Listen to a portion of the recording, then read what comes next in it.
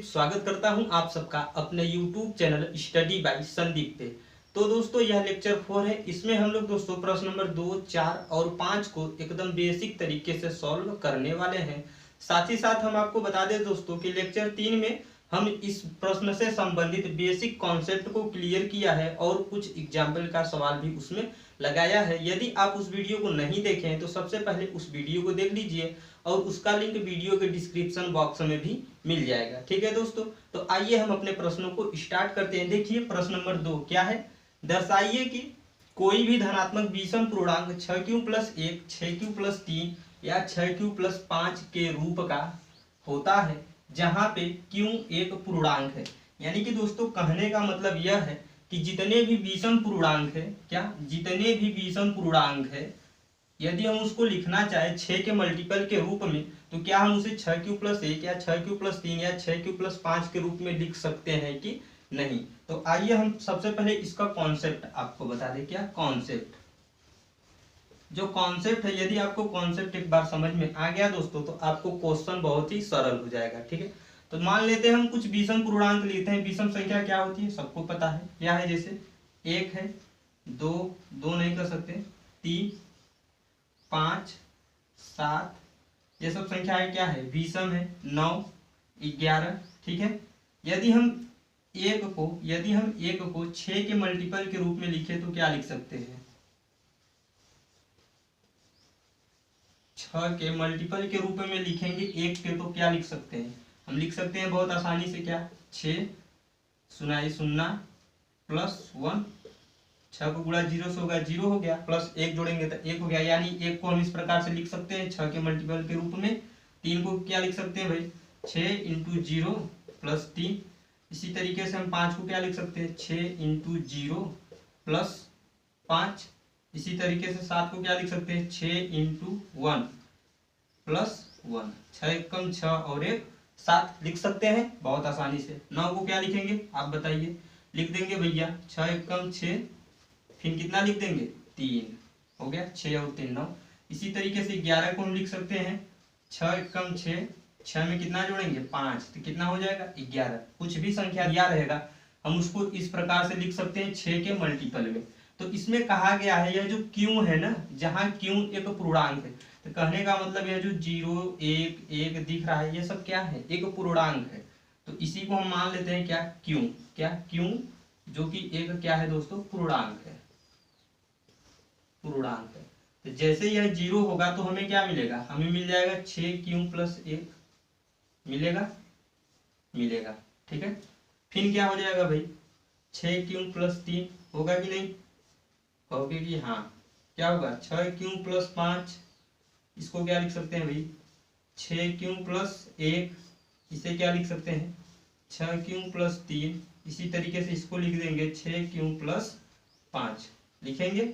यानी कहने का मतलब यह कि जो भी संख्याएं हैं यदि वह विषम है तो उसको हम 6 के मल्टीपल के रूप में लिखना चाहेंगे तो हम क्या लिख सकते हैं 6q + 1, 6q + 3 और 6q + 5 के रूप में लिख सकते हैं। कुछ भी संख्याएं, जैसे मान लेते हैं हम यहाँ पे ले ले 15 को यदि हम 6 के मल्टीपल के रूप में लिखें तो क्या लिखेंगे 6 दूनी 12, 6 त्रिक 18 अधिक हो जाएगा। यानी 6 × 2 प्लस कितना 12 और 3 कितना हो जाएगा 15। यदि 2 हमारा पूर्णांक हो जाए, q यही हो जाए 2, तो क्या हो जाएगा 6q + 3। आया कि नहीं भाई, आया कि नहीं, 6q + 3 के रूप में ही लिख सकते हैं। यानी जो भी विषम संख्याएं रहेगी यदि हम उसको 6 के मल्टीपल के रूप में लिखना चाहे तो यही 3 लिख सकते हैं, 6q + 1, 6q + 3 या 6q + 5 के रूप का लिख सकते हैं। तो इसी को हमको दोस्तों क्या करना है, दर्शा के दिखाना है। इस तरीके से तो हम करना चाहेंगे तो संख्याएं बहुत सा होती है, 1000 10,000 लाख तक, तो हम विषम संख्या लेकर करते रहेंगे तो बहुत सारा समय लग जाएगा। तो इसी को दोस्तों अब हम देखो अपने प्रश्न को कैसे करेंगे उसे समझ लो। यह तो प्रश्न का कॉन्सेप्ट था कि प्रश्न क्या हमारा कह रहा है हमसे। ठीक है, तो अब हम अपने प्रश्नों को स्टार्ट करते हैं। हाँ, तो देखिए दोस्तों प्रश्न को कैसे करेंगे, दर्शाइए कि कोई भी धनात्मक विषम पूर्णांक 6q + 1 या 6q + 3 या 6q + 5 के रूप का होता है जहां q एक पूर्णांक है। तो दोस्तों कोई, यानी कोई का मतलब क्या, संख्याएं तो हम कोई बहुत सा ले सकते हैं। तो यहाँ पे जो कोई है इसी को हम मान लेंगे क्या, ए। तो मान लेते हैं यहाँ पे हम लिख देंगे क्या, माना ए कोई विषम पूर्णांक है। क्या दोस्तों, माना ए कोई विषम पूर्णांक है। साथ ही साथ हम मान लेते हैं तथा क्या, तथा बी, बी हमारा क्या है, भाजक। भाजक भाजक बराबर कितना दोस्तों, 6 के मल्टीपल के रूप में लिखना है क्योंकि हमसे कहा गया है। तो बी बराबर क्या मान लेते हैं, 6। बी बराबर क्या मान लेंगे, 6। अब सबको याद होना चाहिए यूक्लिड विभाजन प्रमेयिका का सूत्र क्या होता है भैया, यहाँ पे लिख देंगे यूक्लिड विभाजन प्रमेयिका से, यानी यूक्लिड विभाजन प्रमेयिका से। तो यूक्लिड विभाजन प्रमेयिका का सूत्र क्या होता है भाई, ए बराबर B into Q plus R. A बराबर B into Q plus R, जो कि सूत्र सबको याद होना चाहिए। तो यहाँ पे देखो हमें बी का मान दे रखा है कितना, 6। तो ए बराबर क्या हो जाएगा, बी के जगह पे 6 इंटू क्यू प्लस आर, यही होगा। ए बराबर 6 क्यू प्लस आर। अब यह जो आर है, आर हमारा क्या है, शेषफल है यानी रिमाइंडर है। तो आर हमारा क्या हो जाएगा, आर यानी इसको हम भाग करेंगे तो शेषफल या तो 0 आएगा या 0 से अधिक आएगा। आर जो है कितना होगा, या 0 होगा या 0 से बड़ा होगा, लेकिन बी से क्या होगा, बी का मतलब क्या, 6 से क्या होगा दोस्तों, छोटा होगा। कह सकते हैं, आसानी से कर सकते हैं। अब इसके बाद हम निकाल लेते हैं क्या, ए के संभावित मान। क्या दोस्तों, ए के संभावित मान यहाँ पे लिख देते हैं, ए के या ए का, इस तरीके से ए का संभावित, ए का संभावित मान। तो ए का संभावित मान क्या क्या हो जाएगा भाई, एक बार 0 1 2 3 ये सब तो क्या है, ए के संभावित मान है। तो लिख देंगे हम क्या, ए बराबर 6 प्लस 0 1 हो गया। फिर ए बराबर 6 प्लस 1, फिर हो जाएगा ए बराबर 6 प्लस 2, फिर इधर हो जाएगा ए बराबर 6 प्लस 3, ए बराबर 6 प्लस 4, ए बराबर 6 प्लस 5। ये सब क्या है, ये सब ए के संभावित मान है। तो इसमें देखिए जितनी भी संख्याएं 6 के रूप में रहेंगी वे सब क्या होंगी, सम होंगी। जितने भी संख्याएं 6 के रूप में होगी वे सब संख्याएं क्या कहलाएंगी, सम हो जाएगी। तो जितने भी संख्याएं 6 प्लस 2 के रूप में होंगी वह भी सम हो जाएगा, और जो भी संख्या 6 प्लस 4 के रूप में रहेगा वह भी सम हो जाएगा। तो कहने का मतलब बचा क्या, बचा तो यही 6 प्लस, इसको नहीं, बचा तो यही 6 प्लस 1, 6 प्लस 3 और 6 प्लस 5। ये सब संख्याएं क्या है, विषम है। क्या है, विषम है। तो हम एक लाइन इधर लिख देते हैं। तो अतः हम कह सकते हैं क्या, अतः हम कह सकते हैं, कह सकते हैं क्या कहेंगे भैया, कि 6 प्लस 1, 6 प्लस 1 कामा 6 प्लस 3 तथा 6 प्लस 5 एक धनात्मक विषम पूर्णांक है। ठीक है। अतः कहने का मतलब यह है कि 6 प्लस 1 और 6 प्लस 3 और 6 प्लस 5 क्या है, एक धनात्मक विषम पूर्णांक है। इस तरीके से हम प्रश्न करेंगे। ठीक है। तो अब देख, हाँ तो देखिए इसमें क्या है, यूक्लिड विभाजन प्रमेयिका का प्रयोग करके दर्शाइए कि किसी धनात्मक पूर्णांक का वर्ग, किसी भी धनात्मक पूर्णांक का वर्ग किसी पूर्णांक यम के लिए 3m या 3m प्लस 1 के रूप का होता है।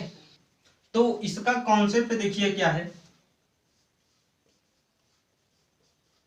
यदि आपको कॉन्सेप्ट समझ में आ गया तो प्रश्न में कुछ है ही नहीं एकदम। देखिए जो प्रश्न है क्या है, किसी धनात्मक पूर्णांक का वर्ग। धनात्मक पूर्णांक क्या होता है, धनात्मक पूर्णांक 1 2 3 4 5 6 ये सब क्या है, धनात्मक पूर्णांक है। अब इसका हमको करना है क्या है, वर्ग। क्या करना है भैया, वर्ग, क्योंकि इसमें कहा गया है कि किसी धनात्मक पूर्णांक का वर्ग। तो 1 का वर्ग क्या होगा, 1 का वर्ग होगा 1, इसी तरीके से 2 का वर्ग 4, 3 का वर्ग 9, 4 का वर्ग 16, 5 का वर्ग 25 और 6 का वर्ग कितना हो जाएगा 36, यही होगा। अब हम इसको लिखना चाहे किसके रूप में भैया, 3 के मल्टीपल के रूप में। यदि हम इसको 3 के मल्टीपल के रूप में लिखना चाहे तो क्या लिख सकते हैं, इसको हम लिख सकते हैं 3 इंटू 0 प्लस 1 आसानी से। इसी तरीके से 4 को क्या लिख सकते हैं, 3 इंटू 1 प्लस 1। ऐसे ही 9 को क्या लिख सकते हैं भाई, 3 इंटू 3 प्लस 0 कर सकते हैं। 16 को क्या लिख सकते हैं, 3 इंटू 5, 3 5 15 और 1 16। ऐसे ही 25 को क्या लिख सकते हैं, 3 6 18, 3 7 21, 3 9 24, यानी 3 इंटू 8 प्लस 1 लिख सकते हैं बहुत आसानी से। 36 को क्या लिख सकते हैं, 3 इंटू 12 प्लस 0 कर सकते हैं। यानी कहने का मतलब है कि कोई भी धनात्मक पूर्णांक है, यदि हम उसका वर्ग कर दें, क्या कर दें, उसका वर्ग कर दें, वर्ग करने के बाद यदि हम उसको लिखना चाहे 3 के मल्टीपल के रूप में, तो क्या हम 3m या 3m प्लस 1 लिख सकते हैं। तो देखो बहुत आसानी से लिख सकते हैं भाई, हमें साफ साफ दिख रहा है, साफ साफ दिख रहा है हमें। यह जो 0 1 3 5 8 दिख रहा है, यही तो हमारा क्या है, यम है। यम यानी पूर्णांक, यही क्या है, यम एक पूर्णांक है, प्रश्न में बोला गया है। तो इसी को हम मान लेते हैं क्या, पूर्णांक यम। तो क्या हो जाएगा भाई, 3m प्लस 1 होगा। यह क्या हो जाएगा, 3m प्लस 1। इसको हम क्या लिख सकते हैं, इसको लिख सकते हैं 3m प्लस 0 कर सकते हैं, या केवल 3m, केवल क्या 3m, कोई दिक्कत नहीं है। इसी तरीके इसको क्या लिख सकते हैं, 3m प्लस 1, इसे भी लिख सकते हैं 3m प्लस 1, इसे भी लिख सकते हैं केवल 3m। दिख रहा है सब, सब क्या आया, केवल 3m प्लस 1 या 3m आया कि नहीं आया। यही हमारा क्या है, प्रश्न का कॉन्सेप्ट है। यानी कि जो प्रश्न हमसे बोला है, कोई भी धनात्मक पूर्णांक यदि हम उसका वर्ग करें और उसको 3 के मल्टीपल के रूप में लिखना चाहे, तो हम उसको 3m या 3m प्लस 1 के रूप का होता है यानी लिख सकते हैं कि नहीं। तो हम कह सकते हैं कि कोई भी संख्या है, यदि हम उसका वर्ग कर दें और 3 के मल्टीपल के रूप में लिखना चाहे तो 3m या 3m प्लस 1 लिख सकते हैं। ठीक है, यह तो हमारा कॉन्सेप्ट था। अब देख लेते हैं प्रश्न को किस प्रकार से लगाएंगे। यह तो कॉन्सेप्ट हम आपको बेसिक बताए हैं, इसको पेपर में करना नहीं। हाँ, तो अब हम देख लेते हैं अपने प्रश्नों को। तो देखिए क्या, यूक्लिड विभाजन प्रमेय का प्रयोग करके दर्शाइए कि किसी धनात्मक पूर्णांक का वर्ग किसी पूर्णांक m के लिए 3m या 3m प्लस 1 के रूप का होता है कि नहीं। साथ ही साथ इसमें कुछ संकेत दिया है, संकेत को भी हम देख लेते हैं। देखो संकेत क्या है, यह मान लीजिए कि x कोई धनात्मक पूर्णांक है। चूंकि हमें मानना पड़ेगा x कोई धनात्मक पूर्णांक रहे, x माने या a भी मान सकते हैं, कोई भी दिक्कत नहीं है। ठीक है, तो मान लेते हैं कि x कोई धनात्मक पूर्णांक है, तब यह 3q या 3q प्लस 1 या 3q प्लस 2 के रूप में लिखा जा सकता है। इनमें से प्रत्येक का वर्ग कीजिए और दर्शाइए कि इन वर्गों को 3m या 3m प्लस 1 के रूप में लिखा जा सकता है। तो जाहिर सी बात है दोस्तों, जब हम मानेंगे तो हम मान लेते हैं, तो हमें मानना पड़ेगा, चूंकि संकेत में दिया भी है, माना क्या यक्स एक धनात्मक पूर्णांक है। ठीक है ना, माना यक्स एक धनात्मक पूर्णांक है तथा किसके रूप में लिखना है भाई, 3m के रूप में लिखना है, तथा b बराबर हमारा क्या हो जाएगा, तथा b बराबर क्या है भाई, 3 है। b बराबर क्या है, 3 है। फिर इसके बाद हम लिख देंगे क्या, यूक्लिड विभाजन प्रमेयिका से। क्या, यूक्लिड विभाजन प्रमेयिका से लिख देते हैं यहाँ पे, यूक्लिड विभाजन प्रमेयिका से। तो भैया जब हमें मिल गया यक्स क्या है, एक धनात्मक पूर्णांक है, और b बराबर दे दिया 3, तो यूक्लिड विभाजन प्रमेयिका से क्या मिल जाएगा, a यानी यक्स बराबर क्या हो जाएगा, b इंटू क्यू, b का मान 3 इंटू क्यू प्लस r, यही तो होगा। यक्स बराबर 3q प्लस r, और यह जो r है, r बराबर हमेशा r क्या होगा, या तो 0 होगा या 0 से बड़ा होगा, या लेकिन b से क्या होगा, b यानी 3 से सदैव क्या होगा, छोटा होगा। तो r का मान सदैव क्या क्या आएगा भाई, या r का मान हम कह सकते हैं r बराबर 0 होगा, 1 होगा और 2 होगा, यही तो होगा r का मान। तो जो r का मान होगा तो हम लिख देते हैं यहाँ पे क्या, ए के संभावित मान, ए के संभावित मान।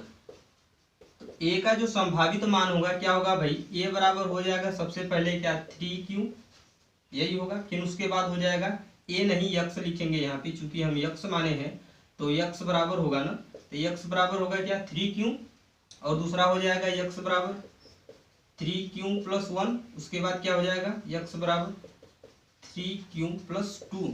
अब यही तो इसमें कहा है कि जो दिया है 3q और 3q + 1 और 3q + 2, अब इसका क्या करना है, सबका वर्ग करना है। सबका क्या करना है भैया, वर्ग करना है, और दिखाना है कि यह क्या 3m या 3m + 1 के रूप का है कि नहीं है। यही तो हमको क्या करना है, दिखाना है कि नहीं, बात सही है। तो हम यहाँ पे अब करते हैं सबका बारी बारी से योग। तो यह हो जाएगा पहले के लिए, और यह हो जाएगा दूसरा, और यह हो जाएगा तीसरा, यानी हमको 3 केस मिलेगा अलग अलग से। तो यहाँ पे कर लेते हैं केस 1। क्या दोस्तों, केस 1, केस 1 में जो है हमारा क्या है, यक्स बराबर 3q। केस 1 में क्या है, यक्स बराबर 3q। तो अब हम क्या कर देते हैं, यहाँ पे लिख देते हैं दोनों पक्षों का वर्ग करने पे, या तो फिर दोनों तरफ का वर्ग करने पर। चूंकि जो दिया है, क्या कहा गया है प्रश्न में ना, कि कोई भी पूर्णांक रहे उसका क्या करना है, वर्ग करना है। तो हम लिख देंगे यहाँ पे दोनों तरफ का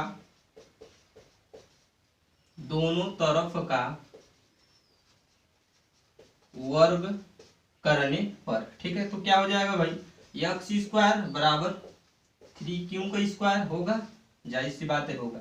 इसको खोलेंगे तो क्या हो जाएगा, x² बराबर, यह क्या हो जाएगा 9q² होगा।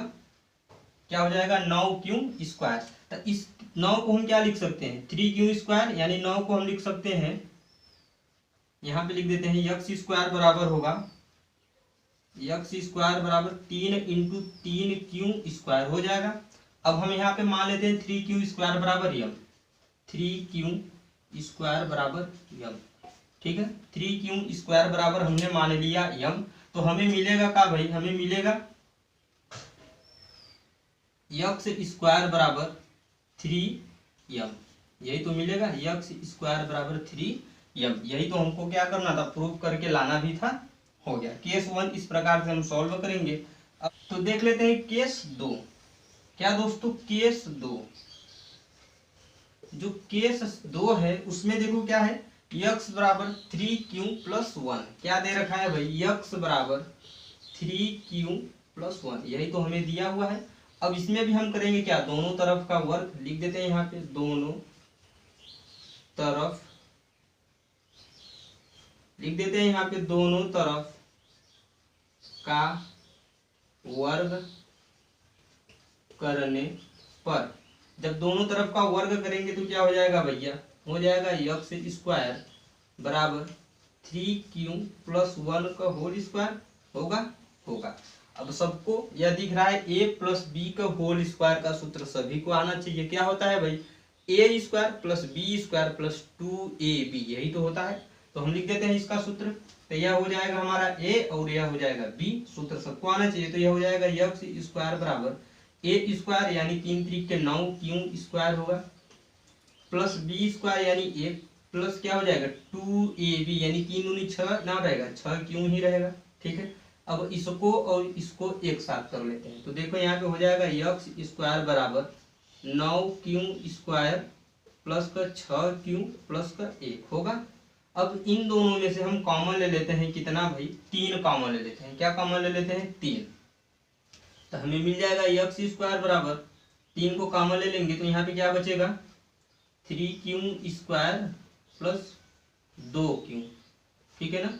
अब यहाँ पे जो बच रहा है 3q² प्लस 2q, इतना तो हम मान लेंगे क्या m, प्लस 1 है तो इसको लिखेंगे पीछे। तो यहाँ पे जो बचा है उसको मान लेते हैं m, 3q² प्लस 2q बराबर m। इतना जैसे ही हम मानेंगे तुरंत हमें तो मिल गया आंसर, मिल गया कि नहीं। देखो क्या मिला, x² बराबर 3, ये इतना क्या हो गया m हो गया, प्लस 1 लास्ट का है तो है। तो हम कह देंगे भैया, क्या कह देंगे कि x बराबर 3q + 1, यदि हम इसका वर्ग कर देते हैं तो वर्ग करने पे हमें क्या मिलेगा, 3m+1 संख्या प्राप्त हो जाएगी। ठीक, इसी तरीके से हम देख लेते हैं केस 3। जो हमारा केस 3 है उसमें देखो क्या है, x बराबर 3q+2। देखो केस 3,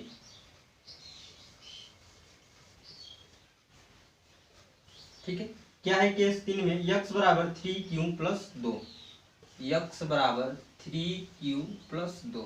इसमें भी हम वही काम करेंगे जो सब में किए हैं, क्या, दोनों तरफ का वर्ग। भैया दोनों तरफ का वर्ग तो करना जरूरी है, तो होगा दोनों तरफ का वर्ग करने पर, जैसे ही दोनों तरफ का वर्ग करेंगे तो यह हो जाएगा x² बराबर 3q+2 का होल स्क्वायर। सूत्र वही है a² + b² + 2ab वाला। तो इसको यदि हम खोलना चाहें तो इसको हम क्या लिख सकते हैं भाई, इसको लिख सकते हैं x² बराबर क्या, a² यानी 9q² + b² यानी 4 + 2ab यानी कितना हो जाएगा, 2 3 दूना 6 और 6 दूना 12 क्यों, क्या हो जाएगा, इतना हो जाएगा। अब देखो हम इसको सिस्टम से लिखते हैं, इसको एक साथ और इसको पीछे कर लेते हैं, तो जो है सिस्टम एक हमको दिखने लगेगा। तो क्या होगा, x² बराबर क्या होगा, 9q², इसमें हम कुछ कर नहीं रहे हैं, बस सिस्टम से लिख रहे हैं, 12q + 4। अब देखिए सब में से हमको कुछ कॉमन मिल रहा है, इस 4 को हम क्या लिख सकते हैं, 4 को हम लिख सकते हैं 3 + 1 लिख सकते हैं बहुत आसानी से ना।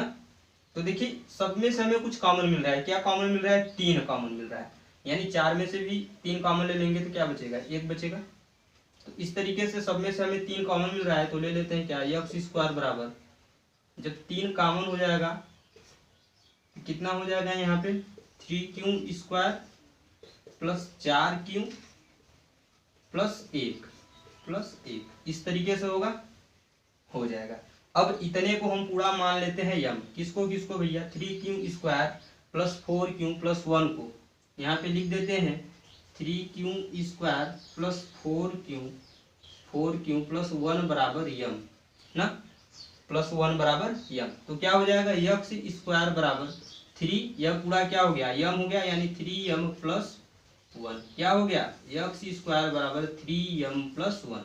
इसी तरीके से हम करेंगे, तो यही है हमारा सवाल का हल।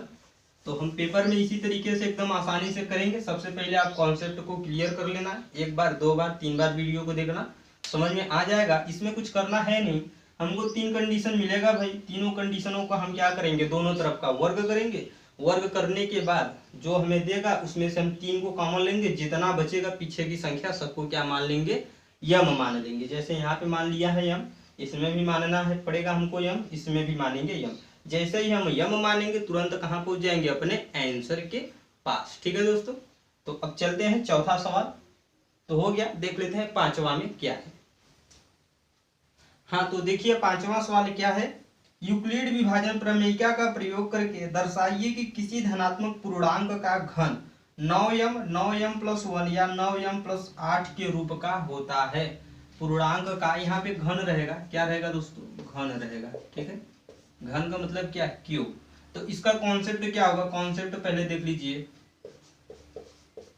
कहने का मतलब इसका है कोई भी धनात्मक पूर्णांक रहे, जैसे क्या 1 ले सकते हैं, 2 3 4 5 इस तरीके से ना।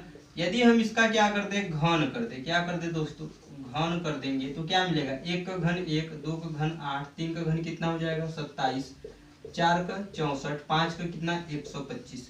अब इसको यदि हम लिखना चाहे तो 3m, यहाँ पे 3m नहीं रहेगा, यहाँ पे हम 9m लेंगे, चूंकि 9m है, क्या 9m + 1 या 9m + 8 के रूप का होता है। तो देखिए इसको अब हम लिखते हैं किसके रूप में भैया, 9 के मल्टीपल के रूप में। किसके, 9 के मल्टीपल। जब 9 के मल्टीपल के रूप में लिखेंगे तो हम 1 को क्या लिख सकते हैं भाई, 1 को हम लिख सकते हैं क्या, 9 × 0 + 1। इसी तरीके से 8 को क्या लिख सकते हैं, 9 × 0 + 8 लिख सकते हैं। 27 को क्या लिख सकते हैं, 9 × 3 = 27, यानी 9 × 3 9 इंटू 3 प्लस 0 लिखे या ना लिखे कोई दिक्कत नहीं है। इसी तरीके से 64 को क्या लिख सकते हैं, 9 छक 54, 9 सात 63, यानी 9 इंटू 7, 9 इंटू 7 प्लस 1। ठीक, इसी तरीके से 125 को हम लिख देंगे क्या, 9 इंटू 13 प्लस 8, 13 प्लस 8, यानी जो भी संख्याएं रहेगी यदि उसका हम क्या करते हैं, घन कर दे यानी क्यूब कर देंगे, तो हम यदि हम उसको लिखना चाहेंगे 9 के मल्टीपल के रूप में तो हम बड़े ही आसानी से लिख सकते हैं। यह जो 0 3 7 13 दिख रहा है यही तो हमारा क्या है, यम पूर्णांक है। यही क्या है, एक यम पूर्णांक है। जैसे ही यह पूर्णांक होगा तो यह किस रूप का हो जाएगा भैया, हो जाएगा 9m प्लस 1। यह क्या हो जाएगा 9m प्लस 8। यह क्या हो जाएगा, केवल 9m होगा। और इस तरीके से यह क्या हो जाएगा 9m प्लस 1, और यह क्या हो जाएगा भाई 9m प्लस 8। होगा कि नहीं, होगा, बड़े ही आसानी से। तो कॉन्सेप्ट आपको समझ में आ गया। तो दोस्तों इस प्रश्न को जब हम सॉल्व करेंगे तो हम वहां पे जो कि b बराबर मानेंगे तो वहां पे 9 नहीं मानेंगे। यदि हम b बराबर 9 मानेंगे तो जो a का संभावित मान आएगा काफी ज्यादा आ जाएगा। जैसे 0 1 2 3 4 5 6 7 8 तक आ जाएगा a का संभावित मान।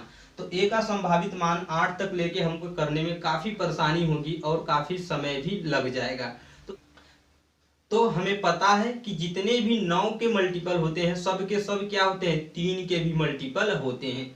जितने भी संख्याएं 9 के मल्टीपल होते हैं सब के सब 3 के मल्टीपल होते हैं। तो हम यहाँ पे मान लेंगे b बराबर क्या मान के चलेंगे दोस्तों, 3 मान के चलेंगे। जैसे ही हम b बराबर 3 मानेंगे तो हमको केवल कितना, 1 2 यानी 3 कंडीशन मिलेगा भैया। 1 बराबर यानी 1 हो जाएगा, r बराबर 0, फिर r बराबर 1 और r बराबर 2। और हम बहुत कम टाइम में और बहुत अच्छे से दिखा देंगे भैया कि क्या 9m प्लस 1 या 9m प्लस 8 के रूप का होता है। तो देखिए हम किस प्रकार से करते हैं सवाल को, आप भी पेपर में एकदम ऐसे ही कर सकते हो। हाँ तो देखिए प्रश्न को स्टार्ट करते हैं अब। तो हम यहाँ पे मान लेते हैं, क्या माना, a कोई धनात्मक पूर्णांक है तथा b बराबर कितना लेके चलेंगे दोस्तों, 3 लेके चलेंगे। b बराबर 3, चूंकि हमें पता है कि जितने भी 9 के मल्टीपल 9 27 18 36, जितने भी 9 के मल्टीपल है सब किसके मल्टीपल है, 3 के भी मल्टीपल है।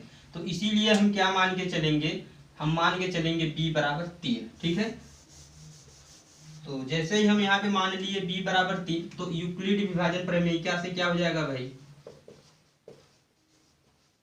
यूक्लिड विभाजन प्रमेयिका से, यूक्लिड विभाजन प्रमेयिका से क्या हो जाएगा, a बराबर b यानी 3 इंटू क्यू प्लस r। अब जो r का यहाँ पे हमको मान मिलेगा ना, केवल 0 1 और 2 ही मिलेगा। r बराबर क्या हो जाएगा, 0 होगा 1 होगा और 2, यही तो होगा।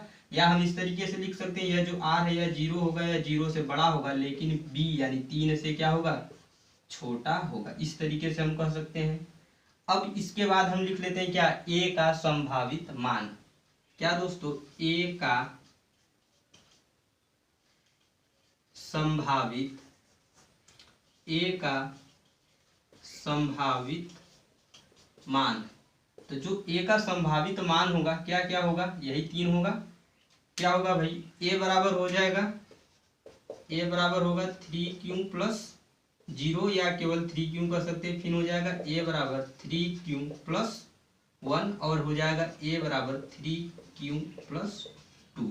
यही होगा a का संभावित मान। ठीक, तो अब हम लेंगे एक एक को। इसमें भी हमारा 3 केस बनेगा, पहला केस, दूसरा केस और तीसरा केस, यही बनेगा। तो हम क्या करेंगे भाई, दोनों पक्षों का घन करेंगे यानी क्यूब करेंगे, चूंकि प्रश्न में बोला गया है। ठीक है ना, तो इतना आप अच्छे से नोट कर लीजिए। और हम इसको क्या करते हैं, लगाते हैं। अच्छा, केस 1 को सॉल्व करते हैं इधर, क्योंकि इतना जगह है, फिर उसके बाद हम मिटा के फिर से करेंगे। तो देखिए केस 1 लेते हैं भाई, क्या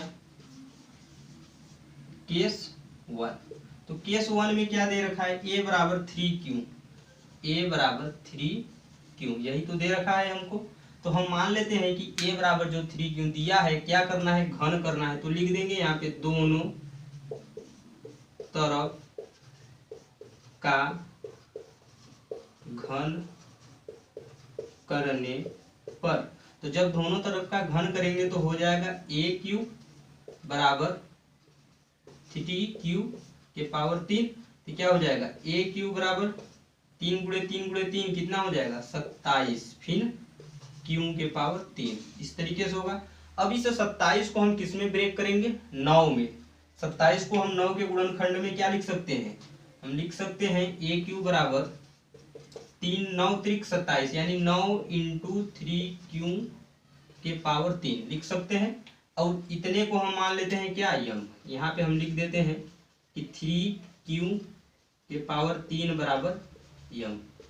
ठीक है, मान लेते हैं कि 3q के पावर 3 जो है बराबर क्या है यम के बराबर है, तो हमें मिल जाएगा ए क्यू बराबर 9 यम। होगा कि नहीं होगा। इस तरीके से हमारा केस 1 सॉल्व हो जाएगा। अब हम केस 2 को सॉल्व करेंगे, क्योंकि यहाँ पे जगह नहीं तो इसको मिटा देते हैं, फिर से करते हैं। तो देखिए केस 1 तो हो गया। केस 2 में हमें क्या दे रखा था, केस 2 में हमें दे रखा था क्या a बराबर 3q + 1, यही तो दिया था, यही दिया। तो हम यहाँ पे लिख लेते हैं क्या कि दोनों तरफ का घन करने पे, दोनों तरफ का घन करने पर, जब दोनों तरफ का घन करेंगे तो क्या हो जाएगा भाई, हो जाएगा ए क्यू बराबर 3q + 1 का होल क्यूब। अब सूत्र सबको याद होना चाहिए, कौन सा, a + b का होल क्यूब। सूत्र क्या होता है, a + b का होल क्यूब का सूत्र क्या होता है, सबको याद होना चाहिए। क्या होगा भाई, a³ + b³ + 3ab एक ब्रैकेट में a + b, यह क्या होगा, इसका सूत्र होगा। इसी सूत्र पे हम इसको क्या करेंगे, खोलेंगे। तो देखिए क्या होगा, हो जाएगा हमारा ए क्यू, तो ए क्यूब ही रहेगा। ए क्यूब बराबर कितना हो जाएगा, ए क्यूब, ए का मान कितना है 3q, तो कितना हो जाएगा 3 3 के 9, फिर कितना 27, 27 क्यू के पावर 3 प्लस बी क्यूब, एक है तो एक रहेगा, प्लस 3ab, 3 × 3 कितना हो जाएगा 9a यानी 9q। ठीक है, फिर क्या हो जाएगा, एक ब्रैकेट में a + b यानी 3q + 1, यही होगा। अब इसको हम सॉल्व करेंगे, q को अंदर मल्टीप्लाई करके थोड़ा और सॉल्व कर लेते हैं। तो क्या हो जाएगा, a³ बराबर 27 q के पावर 3, एक को छोड़ देते हैं, पहले इसको सॉल्व कर लेते हैं, एक को पीछे लिख देंगे, कोई दिक्कत नहीं होगा। प्लस हो जाएगा कितना, इसका इधर गुणा हो जाएगा तो 9 त्रिक 27q², फिर क्या हो जाएगा प्लस 9q, फिर इसके बाद प्लस 1 है हमारा, तो प्लस 1 को लिख देते हैं। अब यहाँ से यहाँ तक देखिए, इसमें से हम क्या कॉमन लेंगे, 9 को कॉमन लेंगे, क्योंकि हमको 9 के मल्टीपल के रूप में लिखना है सबको। इसमें से हम क्या कॉमन लेंगे, 9 कॉमन लेंगे। तो क्या हो जाएगा भाई, a³ बराबर, जब हम 9 कॉमन ले लेंगे तो क्या बचेगा, 9 कॉमन ले लिए तो क्या बचा, यहाँ पे 3 बचा, 3q के पावर 3 प्लस कितना हो जाएगा 3q के पावर 2 प्लस कितना हो जाएगा, यहाँ पे 9 कॉमन तो केवल q बचा, ब्रैकेट क्लोज करके +1 है तो +1 लिख देते हैं। अब यह देखिए 3q के पावर 3 प्लस 2q के पावर 2, 3q के पावर 3, तो अब देखिए 3q के power 3 plus 3q² plus q, इसको पूरा क्या मान लेंगे, यम मान लेंगे। क्या मान लेंगे, यम। यहाँ पे हम एक लाइन लिख देते हैं, क्या लिखेंगे भाई, 3q के पावर 3 प्लस 3q के पावर 2 प्लस q बराबर क्या, यम, बराबर क्या हो जाएगा, यम हो जाएगा। जैसे ही हम यम मानेंगे हमको तुरंत क्या मिल गया, 9m + 1 यानी a³ बराबर 9m + 1, मिला कि नहीं भाई, मिला। तो इस तरीके से हम क्या करेंगे, केस 2 को सॉल्व कर लेंगे। अब आइए देख लेते हैं केस 3। जो केस 3 है हमारा, केस 3 क्या है भाई, केस 3 में हमें दे रखा था a बराबर 3q + 2, a बराबर 3q + 2। तो इसमें भी हम वही काम करेंगे, सबसे पहला क्या, दोनों तरफ का घन करेंगे। तो यहाँ पे लिख देते हैं दोनों तरफ का घन करने पर, तो यह क्या हो जाएगा, a³ बराबर 3q + 2 का होल क्यूब। यहाँ पे भी वही सूत्र लगेगा ए प्लस बी वाला, जो सूत्र यहाँ पे हम लगाए हैं। तो सबको याद होना चाहिए सूत्र, बार बार लिखने का कोई मतलब नहीं है, ठीक है। तो देखिए क्या हो जाएगा, ए क्यूब पे ए क्यूब बराबर क्या होगा, इसको जब हम खोलेंगे तो क्या हो जाएगा, 3 त्रिक के 9 त्रिक 27 क्यू के पावर 3 प्लस बी क्यूब कितना हो जाएगा, 2 का क्यूब 8 प्लस क्या 3ab, तो 3 फिर ए फिर बी, तो कितना हो जाएगा 3 दूनी 6 6 त्रिक 18 क्यू, एक ब्रैकेट में ए प्लस बी यानी 3 क्यू प्लस 2। अब इसको हम थोड़ा सॉल्व कर लेंगे, इधर गुणा करके इस 8 को पीछे लिख देंगे तो क्या हो जाएगा, ए क्यू बराबर 27 9 ए क्यू बराबर 27 क्यू के पावर 3 प्लस इसको अभी पीछे लिखेंगे, पहले इसका मल्टीप्लाई कर लेते हैं, कितना हो जाएगा 18 3 54 कितना क्यू स्क्वायर प्लस कितना हो जाएगा 18 दूना 36 क्यू प्लस 8 बचा है तो 8 को यहाँ पे लिख लेते हैं। अब इसमें से हम कितना कॉमन लेंगे, 9 को कॉमन ले लेंगे, कितना कॉमन लेंगे भाई 9, तो क्या हो जाएगा ए क्यू बराबर यहाँ पे कितना बचेगा, 9 कॉमन ले लेंगे तो 3 क्यू के पावर 3 प्लस 9 छक 54 यानी 6 क्यू स्क्वायर प्लस कितना हो जाएगा भाई 9 चौक के 36 4 क्यू इतना होगा प्लस 8 है तो 8। अब यह जो इतना बचा है इसी को हम मान लेंगे यम, इसी को मान लेंगे यम, इसको किसको भैया 3 क्यू के पावर 3 प्लस 2 क्यू के पावर 2 सॉरी 6 है 6 क्यू के पावर 2 प्लस क्या 4 क्यू बराबर क्या मान लेंगे यम, ठीक, इतने को हम मान लेंगे यम। जैसे ही हम यम मानेंगे तो हमें क्या मिल गया, ए क्यू बराबर 9 यम प्लस 8 मिला कि नहीं, यानी यह जो केस 3 था, केस 3 को हमने बड़े आसानी से सॉल्व कर दिया। तो आप इस तरीके से अपने पेपर में कर सकते हैं। और ए प्लस बी का जो होल क्यूब है सबको आना चाहिए, सूत्र याद होना चाहिए, सूत्र नहीं याद होगा तो काम नहीं चलेगा, ठीक है। तो इस तरीके से हम कर लेंगे। केस 1 को हमने पहले सॉल्व कर लिया, केस 2 यहाँ पे है और केस 3 यहाँ पे है, ठीक है।